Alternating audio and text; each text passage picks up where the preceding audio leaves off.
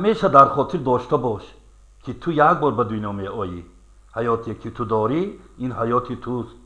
ҳиссиёт, дарду алам, озурдагӣ, муҳаббат ва маҳрумиятҳои туро ба ҷуз худат касе намедонад. ягон кас чун худат намедонад, ки ба ту чӣ зарур, кӣ азиз ва маҳбуб ва кӣ барояд аз ҳад зиёд лозим аст. аз хобҳои ноороми ту ва дардҳоят дигарон бехабаранд ва дар ҳаёти ту ягон нафар ҳеҷ гоҳ дар нақши ту буда наметавонад.